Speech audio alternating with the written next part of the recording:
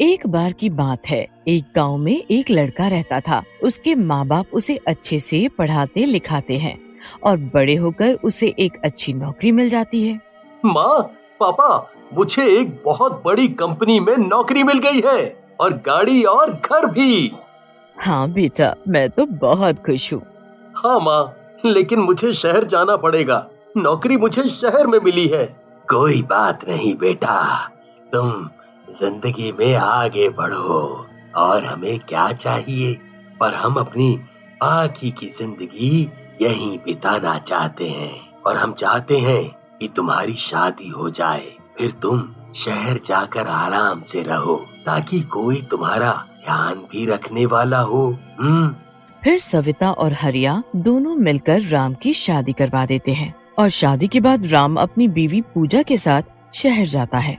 राम, ये घर तो तुम्हें ऑफिस की तरफ से मिला है, ये मुझे पसंद नहीं है। मुझे तो छत वाला घर ही चाहिए, ताकि मैं उसमें सुंदर फूल लगा सकूं और झूला लगा सकूं। ठीक है, लेकिन अभी तो मेरी नौकरी लगी है। मेरे पास इतने पैसे कहाँ हैं कि मैं अपनी मर्जी का घर ले सकूं, और वो भी छत वाला। तुम्हें पता है, छत के साथ घर बहुत महंगे मिलते हैं। नहीं नहीं, मुझे नहीं पता। आप मुझे लेके दीजिए, हम इस घर को किराए पे दे देते हैं और उन्हीं पैसों में थोड़े और पैसे मिलाकर छत वाला घर किराए पर ले लेते हैं।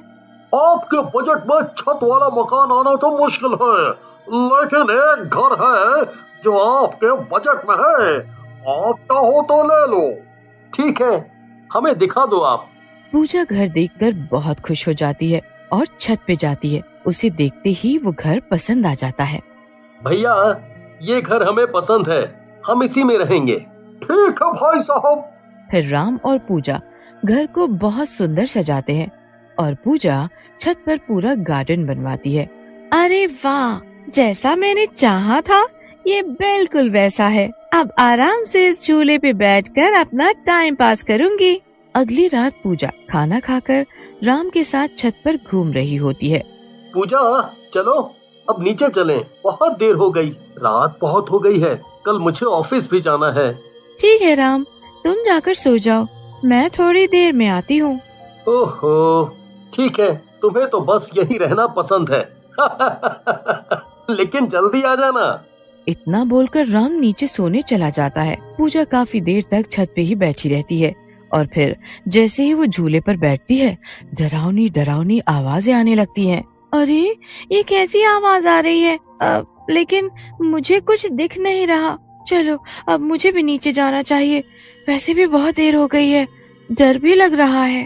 पूजा जैसे ही झूले से उठने लगती है, उठ नहीं पाती और झूले से चिपक जाती है। अरे नहीं, ये क्या हो रहा है? नहीं नहीं, अब मैं क्या करूं? मैं उठ क्यों नहीं पा रही हूँ? ऐसा लग रहा है मुझे किसी ने पकड़ लिया है। अरे कौन है? नास मिटा। राम राम राम, मुझे बचाओ। आवाज सुनकर राम ऊपर आता है। अरे पूजा, तुम अब तक यहाँ छत पर झूला झूल रही हो, और ये आवाजें कैसी थीं? आवाजें? कैसी आवाजें? मैंने तो कोई आवाज नहीं सुनी। मुझे तो बहुत मजा आ रहा है अपनी छत पर। देखो ना, कितनी ठंडी ठंडी हवा चल रही है और इस झूले पर बैठकर तो मजा ही आ गया। पूजा झूले से उठती है और राम के साथ नीचे जाती है। पीछे मुड़कर देखती है तो झूले पर एक डरावनी चुड़ैल बैठी होती है। पूजा उसे देखकर हंसने लगती है। पूजा की आंखें लाल हो जाती हैं। फिर दोनों नीचे जाकर सो जाते हैं। अगले दिन नए घर की खुशी में दोनों घर में सब रिश्तेदारों को बुलाते हैं और वहाँ पूजा की बहन रीमा अपने पति के साथ पूजा के घर आती है। रीमा की बहन पूरा घर देखती है और छत देखकर तो बहुत खुश हो जाती है। वो शुरू से ही गांव में ही रहती थी, इसीलिए उसे शहर का घर बहुत ही अच्छा लगता है। अरे सुनो जी, कितना बड़ा घर है और इसकी छत तो कितनी सुंदर है। इतने बड़े घर में तो हमारा पूरा परिवार रह ले। रीमा, तुम नहा लो, मैं तुम्हारे लिए खाने का इंतजाम करती हूँ। रीमा नहाने चली जाती है तो उसे कुछ समझ नहीं आता कि कौन से नल से। अरे ये क्या हुआ? ये ऊपर से बारिश कैसे होने लगी? ओहो, मैं तो पूरी गीली हो गई। पता नहीं यहाँ कितने सारे नल हैं। अब मैं क्या करूं? थोड़ी ही देर में वो पानी खून में बदल जाता है। अरे मर गई रे। ये क्या? नहीं नहीं नहीं, खून खून। उसके चिल्लाने की आवाज सुनकर पूजा आती है। अरे रीमा, क्या हुआ? तुम चिल्ला क्यों रही हो? दीदी, ये ऊपर से देखो ना, खून बरस रहा है। खून? ये तो पानी है। फिर रीमा को भी खून की जगह पानी दिखने लगता है। नहीं दीदी, अभी यहाँ से खून की बारिश हो रही थी। अरे कुछ नहीं, तुम जाओ और बाहर के बाथरूम में नहा लो। लो, यहाँ गंदा पानी आ रहा होगा, तुम्हें लगा खून है। रीमा बाहर के बाथरूम में नहाने चली जाती है। रीमा के जाते ही पूजा का मुंह चुड़ैल में बदल जाता है और शावर से पानी की जगह खून बरसने लगता है। वाह, खून, इसे पी लेती हूँ, बहुत प्यास लगी थी। खून पीकर पूजा बाहर आ जाती है।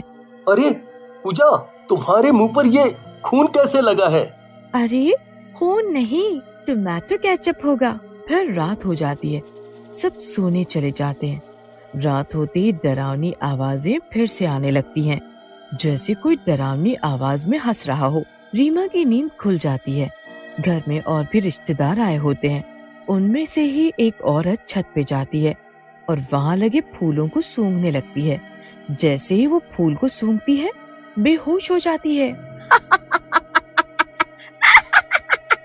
बेहोश हो गया आज, बेहोश हो गया मेरा आज का शिकार।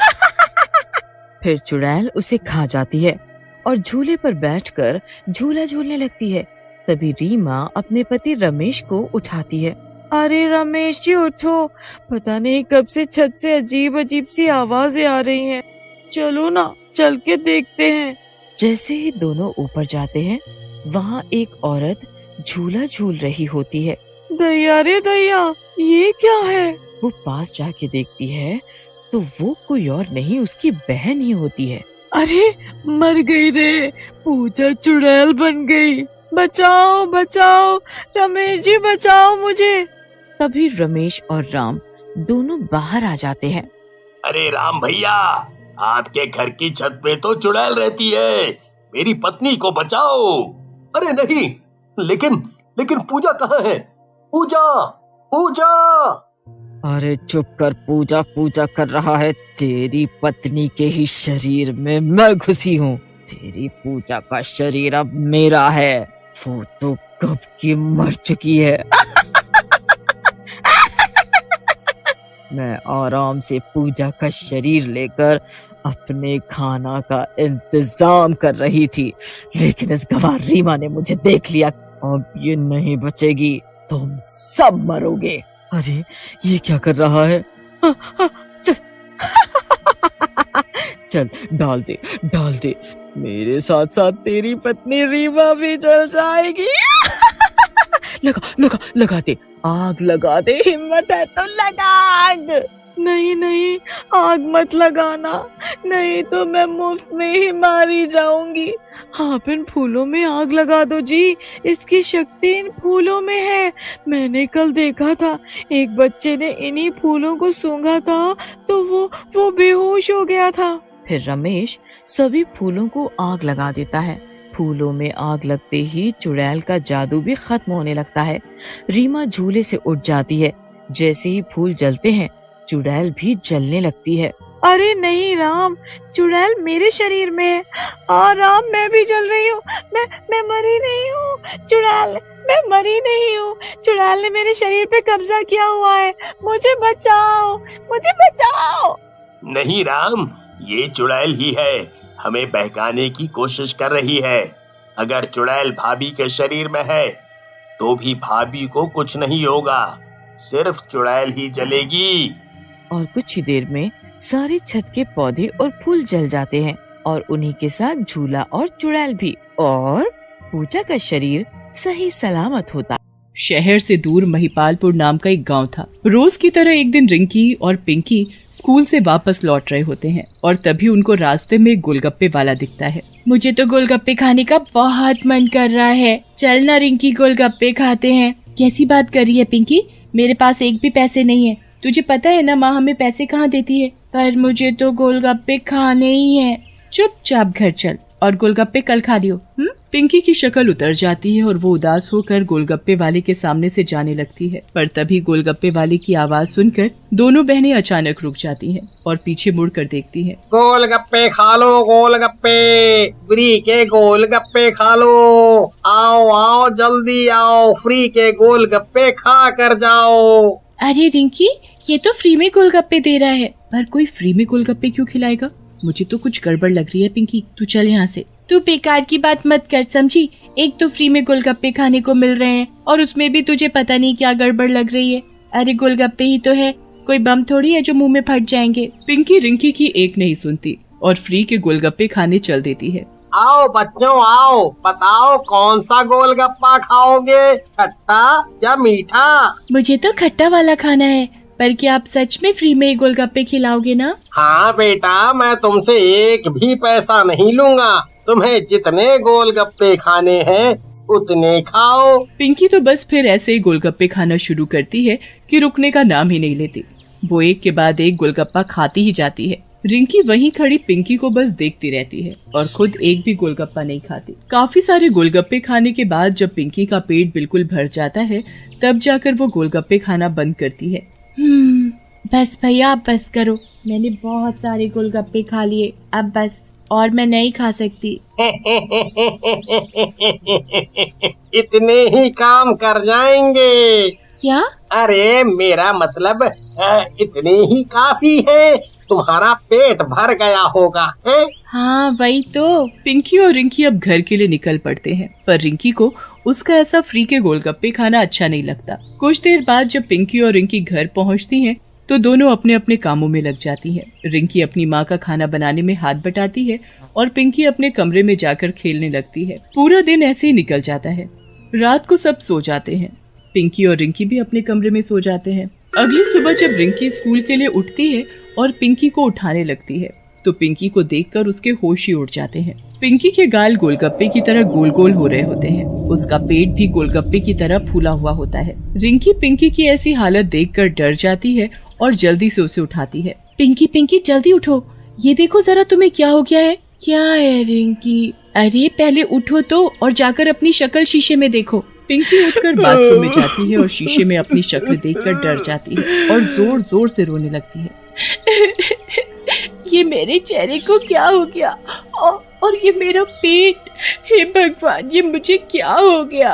पिंकी और रिंकी दोनों अपनी माँ के पास जाते हैं, तो उनकी माँ भी पिंकी की ऐसी हालत देखकर घबरा जाती है। वो जल्दी से उसे डॉक्टर के पास लेकर जाती है, तो पहले से काफी बच्चे बैठे होते हैं जिनकी हालत बिल्कुल पिंकी जैसी हो रही होती है। सबके गाल फूले हुए और पेट मटके की तरह बाहर होता है। हे भगवान, ये क्या नई बीमारी आ गई हमारे गांव में। मुझे तो लगा था कि मेरी बेटी को क्या हो गया, और ये तो देखो कितने सारे बच्चे ऐसी हालत में बैठे हैं। मुझे भी कुछ समझ नहीं आ रहा, ये आखिर कौन सी बीमारी है।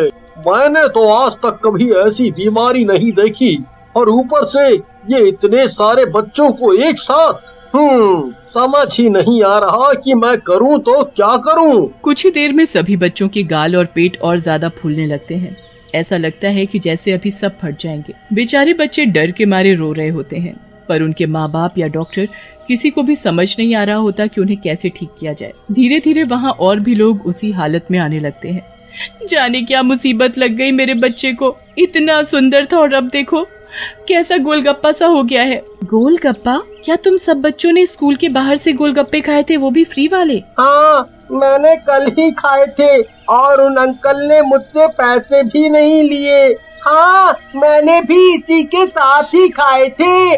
धीरे धीरे सभी बच्चे बताते हैं कि सभी ने स्कूल के बाहर से फ्री के गोलगप्पे खाए हैं। अब रिंकी को शक होता है कि ये उन गोलगप्पों की वजह से ही हुआ है, वरना कोई ऐसे क्यों सबको फ्री में गोलगप्पे खिलाएगा। वो फिर सारी बात बताती है और सब रिंकी की बात सुनकर बड़े ही हैरान होते हैं। आप सब चिंता मत करो, हमें सबसे पहले तो इस गोलगप्पे वाले का पता निकालना होगा। मैं कल जब स्कूल जाऊंगी तब देखती हूँ कि आखिर अगले दिन रिंकी अकेली स्कूल जाती है और स्कूल से आते वक्त वही गोलगप्पे वाला वहाँ फ्री में गोलगप्पे खिला रहा होता है। आओ आओ बच्चे, फ्री के गोलगप्पे खाओ, फ्री के। रिंकी उस गोलगप्पे वाले के पास जाती है और गोलगप्पे खाने की जगह उन्हें उठा उठा कर तोड़ने लगती है। सच सच बताओ कि क्या जादू किया हुआ है इन गोलगप्पों में जो इन्होंने गाँव के बच्चों की ऐसी हालत कर दी। गोलगप्पे वाले को अपने गोलगप्पे टूटते देख बड़ा ही गुस्सा आता है। वो गुस्से में आग बबूला हो जाता है और एक भूत में बदल जाता है। तेरी इतनी हिम्मत जो तूने मेरे गोलगप्पों को हाथ लगाया, चल दूर हट मेरे गोलगप्पों से, वरना तुझे जान से मार डालूंगा। रिंकी की तो भूत को देखकर हालत खराब हो जाती है। भूत? तुम आखिर एक भूत हो, तभी तुमने ऐसा किया। मुझे कल ही शक था कि तुम ऐसे ही बच्चों को फ्री में गोलगप्पे नहीं खिला रहे, पर आज सब सच मेरे सामने आ ही गया है। अब सच सच बता दो कि तुम ऐसा क्यों कर रहे हो। आखिर इन छोटे छोटे बच्चों ने तुम्हारा क्या बिगाड़ा है। चुप कर पागल लड़की, वरना अच्छा नहीं होगा। लगता है तुझे अपनी जान प्यारी नहीं है। बस मुझे ये जानना है कि तुम ऐसा क्यों कर रहे हो। आखिर क्यों? तुम चाहते क्या हो आखिर? सब बच्चों को मारना चाहता हूँ मैं, एक एक बच्चे को मार डालूंगा।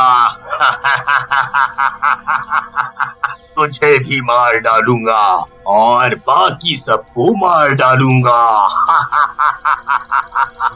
इतना कहकर भूत और उसके गोलगप्पे का ठेला वहाँ से गायब हो जाता है। पर रिंकी को उतना तो समझ आ चुका होता है कि भूत ने ही ये सब किया है।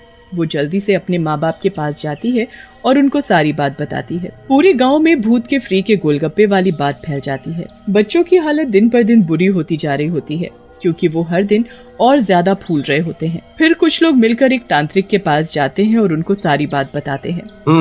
मैंने ऐसे बहुत भूतों को ठिकाने लगाया है। ये खाने का लालच देकर बच्चों को अपने वश में कर लेते हैं और फिर उनका इस्तेमाल करके ताकत हासिल करते हैं। आप बस हमको बताओ। इसका एक ही उपाय है, थोड़ा कठिन तो है, पर अगर तुम लोग अपने बच्चों को बचाना चाहते हो तो तुमको ये करना तो पड़ेगा ही। आप बस हमको बताओ, हम गांव वाले अपने बच्चों को बचाने के लिए कुछ भी करेंगे। तो ठीक है, फिर यहाँ से करीब 50 किलोमीटर की दूरी पर एक जंगल है। उस जंगल में एक छोटा सा तालाब है। उस तालाब का पानी जादुई है। वो पानी हमेशा उबलता रहता है, पर अगर कोई सच्चा इंसान उसे हाथ लगाए तो वो बिल्कुल ठंडा होता है।